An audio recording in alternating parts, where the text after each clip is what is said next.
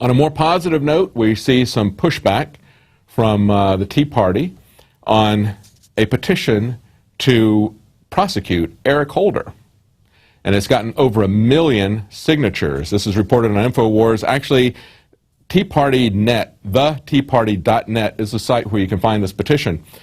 A Tea Party group that launched a petition drive to prosecute U.S. Attorney General Eric Holder reported on its Facebook page that it has nearly 1 million signers, and the movement is growing by the minute. This is a quote from the petition. A person is supposed to be innocent until proven guilty. That's not the case, however, in Obama's America, when he needs to manipulate the people for his own political expediency. Who can he always rely on to be his hatchet man? None other than Attorney General Eric Holder. Do you stand with us in calling for his resignation and prosecution? And nearly 1 million people have answered yes. And it's not just that pushback, but we also now have some of the people who are being victimized and having their freedom of religion, not freedom from religion. The First Amendment gives us freedom of religion. And some of the people who are being persecuted by the U.S. military are now working to get an amendment, a good amendment, put into the next NDAA. You know, we all talk about the NDAA. Nobody had ever heard of it until we had the section that has indefinite detention and warrantless trials for people. But now we have the Family Research Center, who has been the target of vilification from the Southern Poverty Law Center as well as the U.S. military. And they have a coalition of conservative leaders and congressmen who gathered on Capitol Hill July 9th to lend their support to an amendment offered in the National Defense Authorization Act that is designed to protect the religious freedoms of U.S. military personnel. That's right, you don't lose your First Amendment protections when you join the military. The effort was led by Family Research Council, which recently released a report documenting incidences of hostility towards religious expression in the military. And of course, the Family Research Center itself was attacked by a would-be gunman who fortunately was stopped by a security guard. The gunman pointed out that he was attacking them because he'd been told by the Southern Poverty Law Center that they were a hate group. And they've been told that now, they've been labeled that by Pentagon memos and memos from people who were lieutenant colonels and others high-ranking officials. And in this article, it points out several different incidences where there's been persecution of Christians. In 2011, officials at the National Cemetery in Houston banned Christian prayers at funeral services for military personnel. There was an ethics course. It's been part of the training for nuclear missile officers at California's Vandenberg Air Force Base for 20 years that was pulled from the curriculum because it had Christian content. And in 2012, a Pennsylvania Army Reserve Equal Opportunity Training brief on extremism included evangelical Christianity and Catholicism as examples of religious extremism, along with Al-Qaeda, Hamas, Islamophobia, and the Ku Klux Klan. That's what they're doing, is they're trying to take mainstream Christians and mainstream Christian groups and link them with proven hate groups and front groups. Actually, the Ku Klux Klan is a front group for the U.S. government now, doing COINTEL operations, but linking them with known real hate groups and just basically guilt by association. As long as they can keep associating them with the Ku Klux Klan, eventually people are going to see them as the same as the Ku Klux Klan.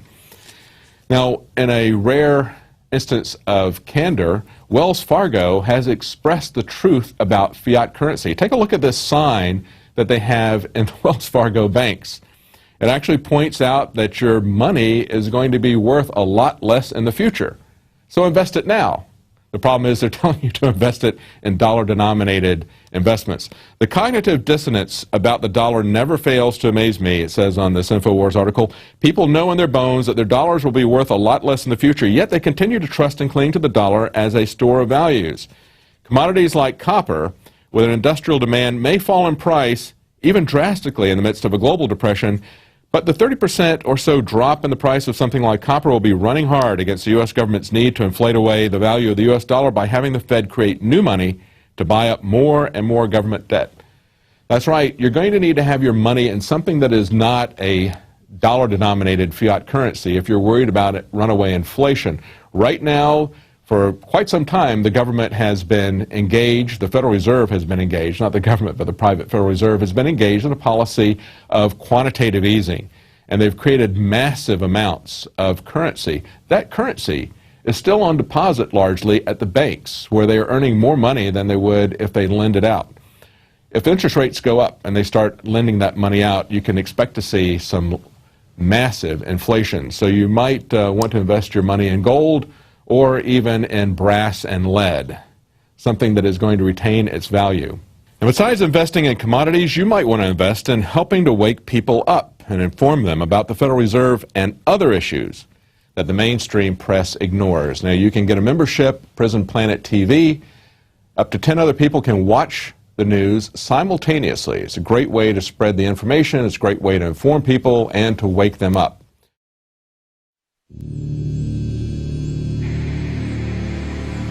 Are we choosing our own paths, our own destiny, or has it been pre-selected for us?